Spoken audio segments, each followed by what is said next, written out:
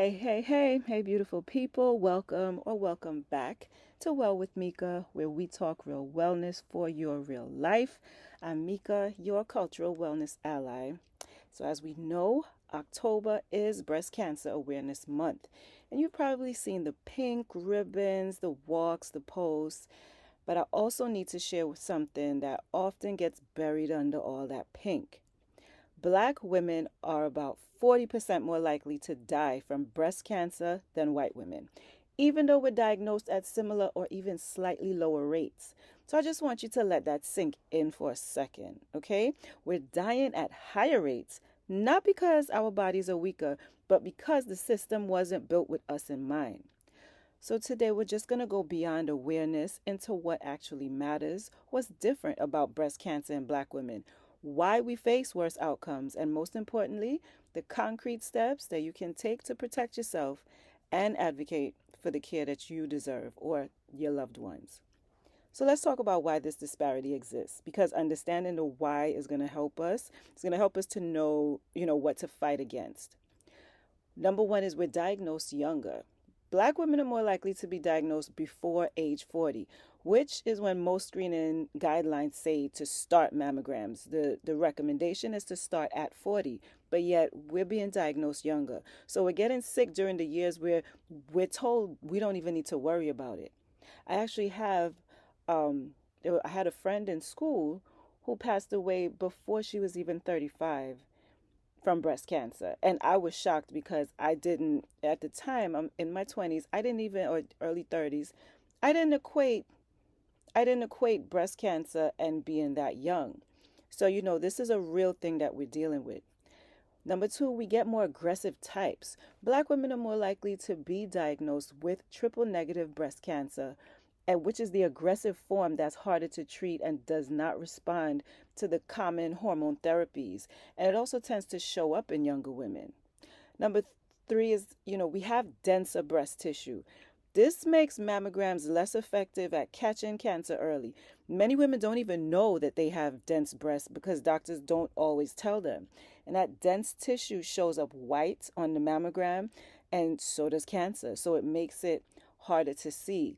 Now, in my ignorant brain, I had no idea that you can have dense breast tissue regardless of the size. When I was younger, I assumed that dense breast tissue meant that you were voluptuous. But no, for us itty bitty crew, you can have dense breasts as well. So please don't be, ignorant like me and think that you can't have dense breasts if you have smaller chest.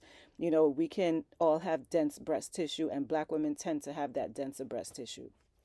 Next is we're dismissed when we speak up. Now, this is the part that really gets under my skin. It really pisses me off because studies show that black women's pain, our pain and the symptoms are often minimized or ignored by healthcare providers. We're told we're anxious, we're stressed, or overreacted. So by the time we get properly diagnosed, the cancer is often more advanced.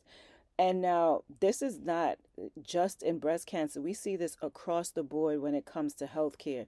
We see it in pregnancy. We get ignored when we're telling our symptoms, and that is part of the reason why our maternal health outcomes are what they are. That is a huge issue that really can be avoided. So I just want us to be very mindful of that. And next, we receive less aggressive treatment. Even when diagnosed at the same stage, black women are less likely to receive comprehensive treatment or be offered clinical trials. The care gap is real. So this isn't about individual doctors being intentionally racist. No, this is about a systemic bias. It's implicit assumptions and a healthcare system that just has historically excluded us from research and care standards. So understanding this, it's not about feeling helpless. That's not what I want you to take from this. It's really about knowing what you're up against so you can advocate more effectively. Now, let's talk about something within our control, but hard to address. I hate to address it, but we have to.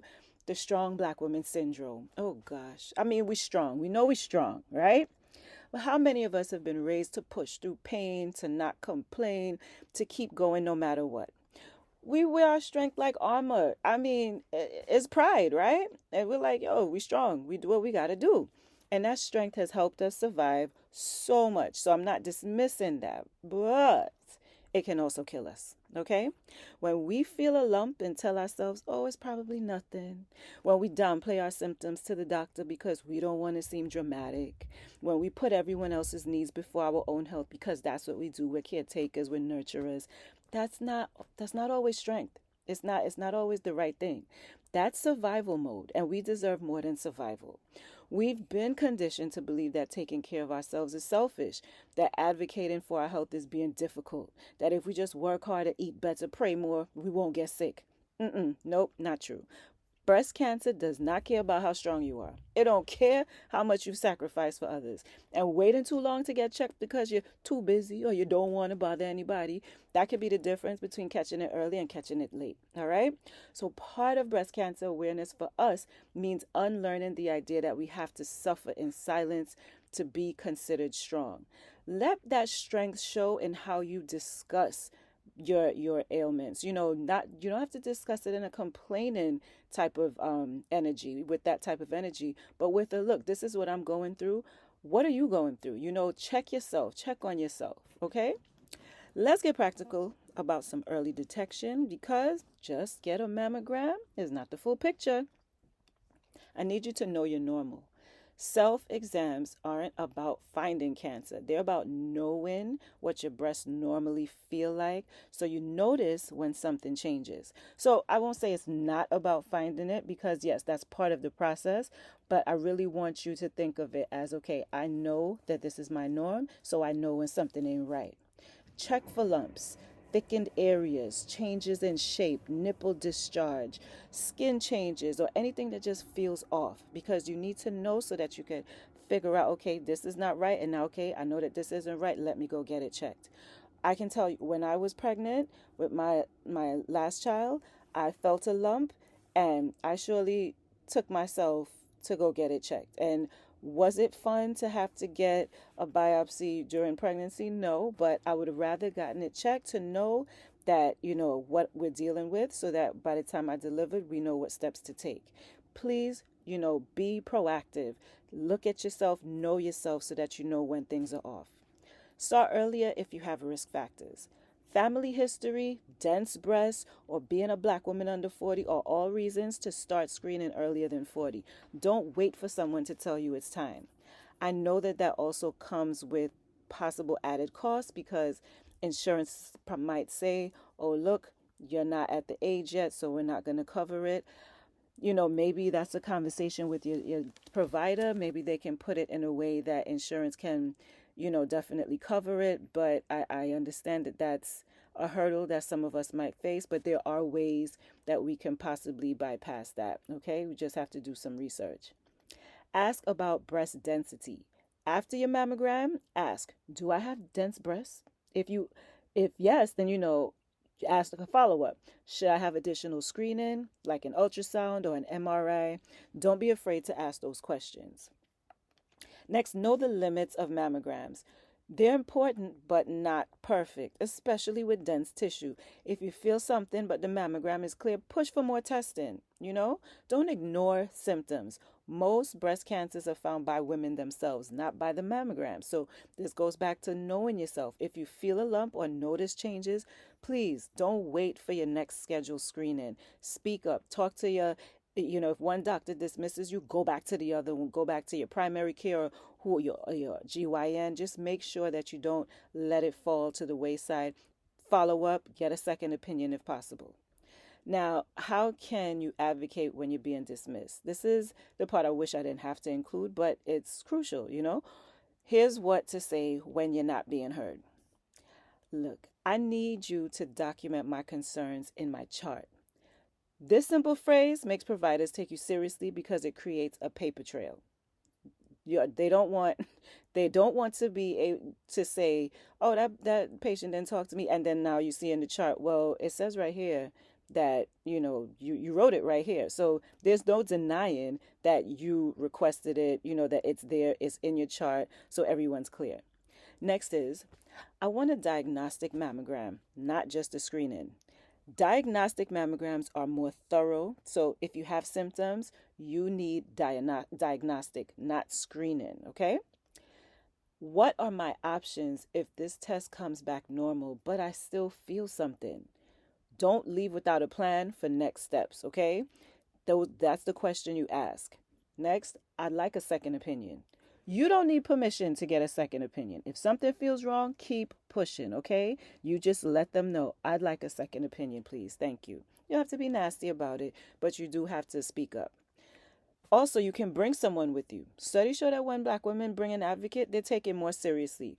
It shouldn't be that way, but use whatever works. This is your health. Switch providers if needed. If a doctor consistently dismisses you, find another one.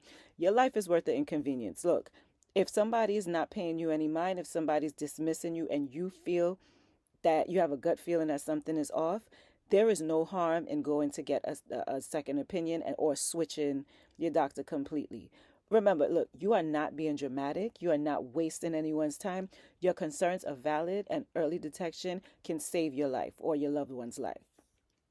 Now, let's get into something that it rarely gets talked about, but it's there and it's worth mentioning.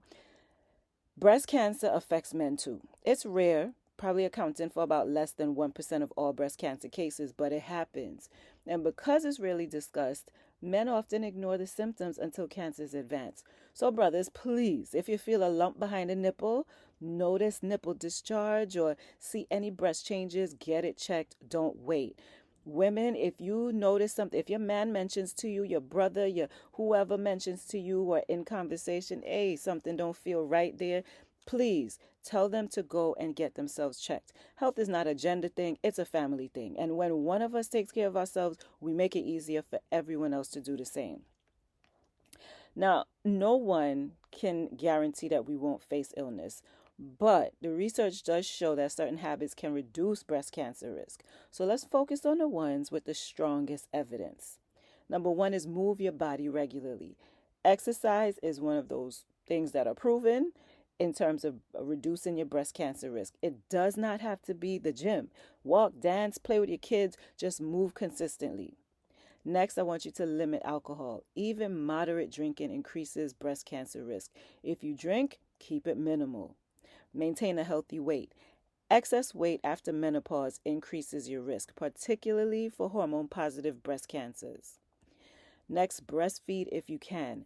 Breastfeeding for a year or more across your pregnancies can lower risk.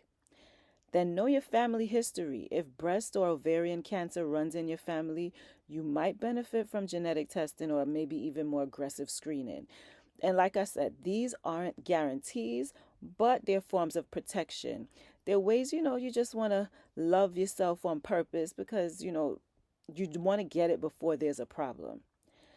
So, in many of our cultures, African, Caribbean, Asian, health used to be community centered. The women supported each other, shared remedies, and looked out for changes in one another. We didn't face health alone. And now, yes, we have an internet community that can often lend a lot of, a lot of information and sometimes wisdom, but we don't have that, in your face, everyday community like we used to. So maybe Beyond Pink means returning to that sense of community care. It could mean checking in on your friends. When's your next mammogram? Asking your aunties, how are you sleeping? How's your energy? Offering to go with someone to their appointment, maybe sharing resources about free mammogram screenings in your area, creating group accountability.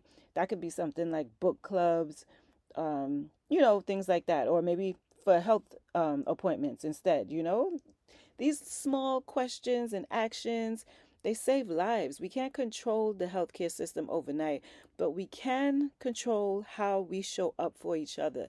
That is so crucial, it's so critical, it's so important. We have to show up for each other. So let's address the reality. Not everyone has easy access to mammograms or insurance to cover them. So I will leave some resources in the description box. So check those. Don't let the cost be the barrier. There are options. We can do research and find what's available in your area.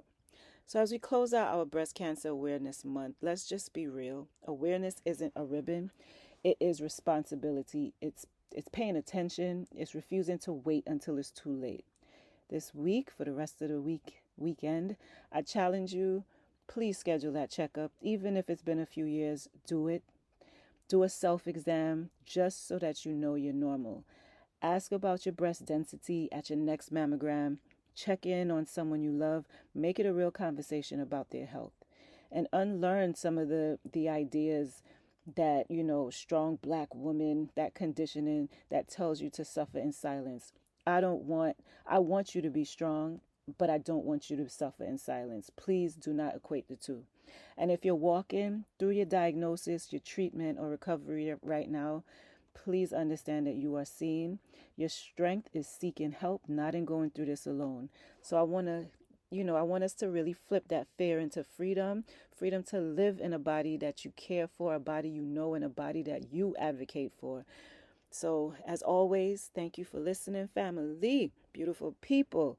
If this episode moved you, please share it with a black woman you love.